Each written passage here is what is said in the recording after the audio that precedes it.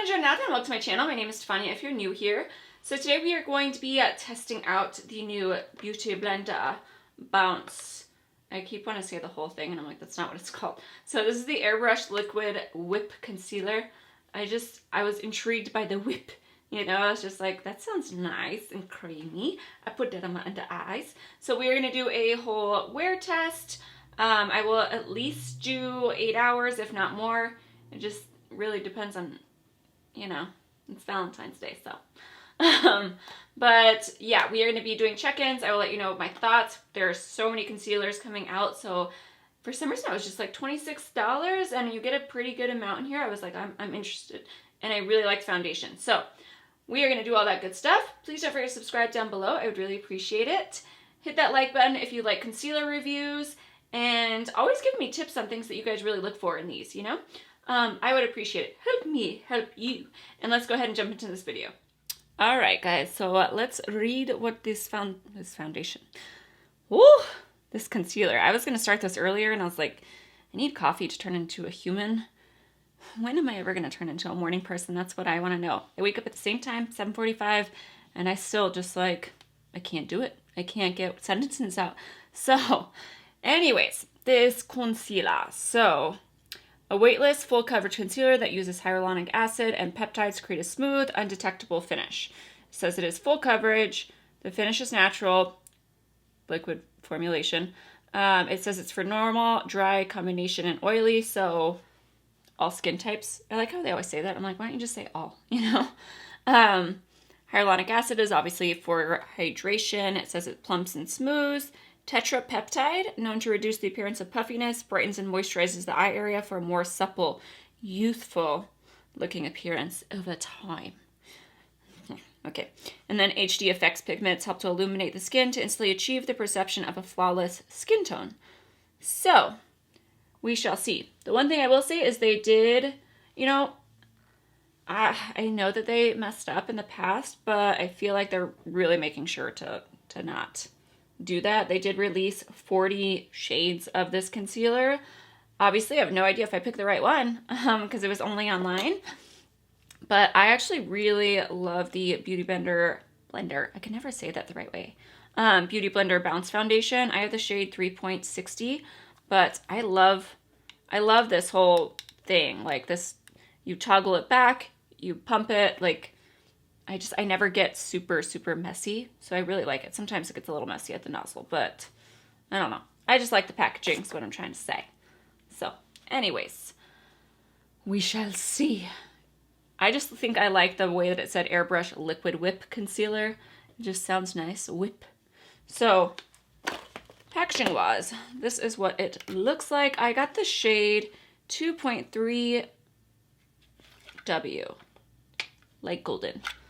I'm always a little bit confused in terms of like, I feel like my skin goes olive, but sometimes when I say olive, they end up being too yellow, and that drives me nuts. I don't like my under eyes to be yellow.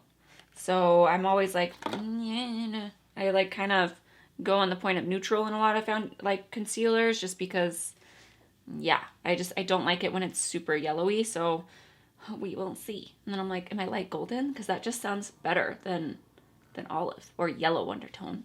But I do know I'm olive.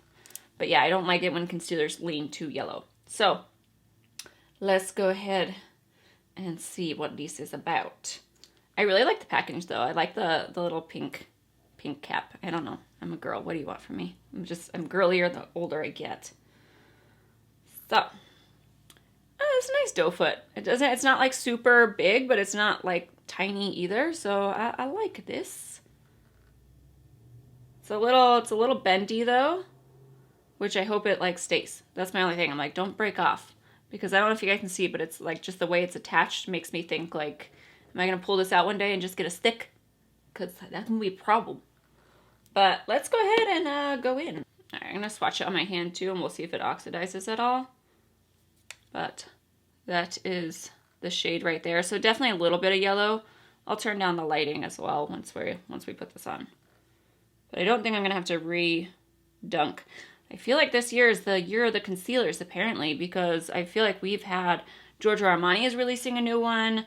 We've had Dior, Hourglass, e.l.f., Pat McGrath's comes out next week. Like, it's been an overload of concealers. So far, I feel like what's winning for me is definitely like the e.l.f. and the Hourglass are my favorites. Dior I really like, but I don't know if you guys saw my other concealer review. I just felt like it was... I really liked it. I have no complaints, and it came with a lot of product. But uniqueness-wise, there was something about the Hourglass that I really, really liked. And then the Dior just reminded me a lot of the e.l.f. one, so I was like, well, I'm going to pay $36. I still haven't paid for the Hourglass. Remember, I was like, I will wait for a sale. I don't know why I really wanted this one. It was $26, and I was just like, whoa! And I wanted one of the free trial sizes. That's really why. So I'm going to go in with a damp blender. This is not a beauty blender. I just don't pay for those anymore. I just refuse.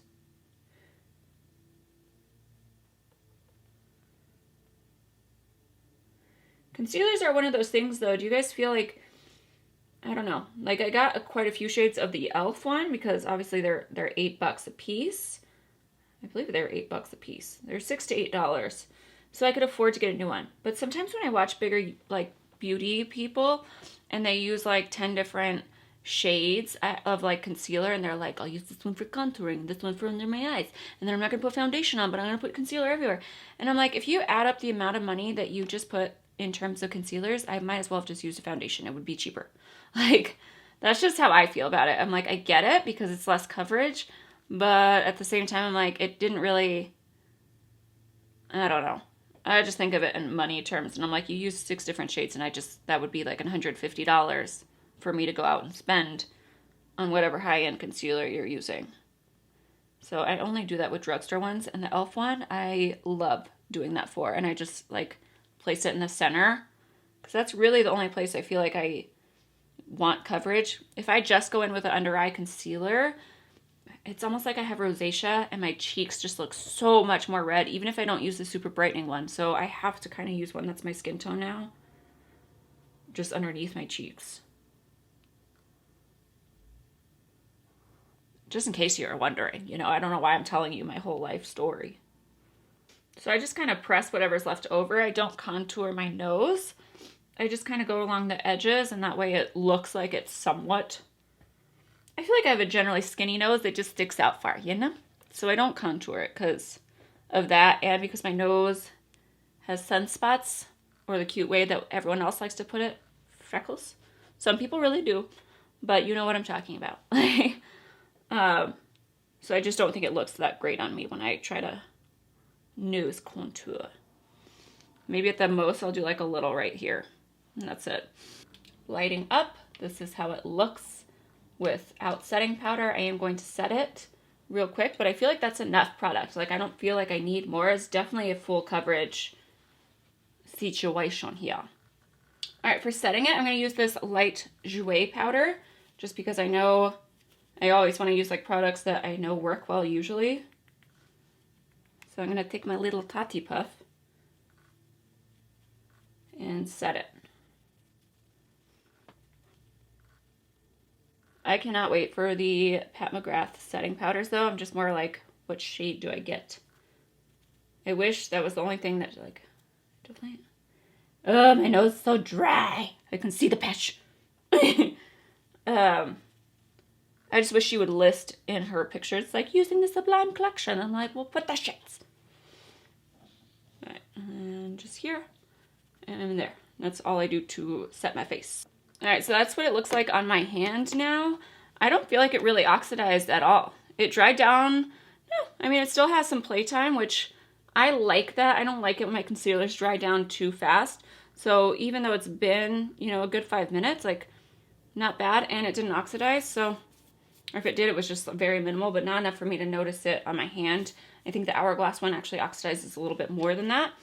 But this is what we are looking at. Let me turn down the light so you guys can really see. It's very depressing when I turn down the lights. You guys can definitely tell a difference in terms of like my eye bags. They come out much, much more when the lights are turned down. So... you know, just be aware of that when you're watching beauty videos. Like, lighting definitely makes a huge difference in terms of everything. Lighting and filters. It's It's all an illusion.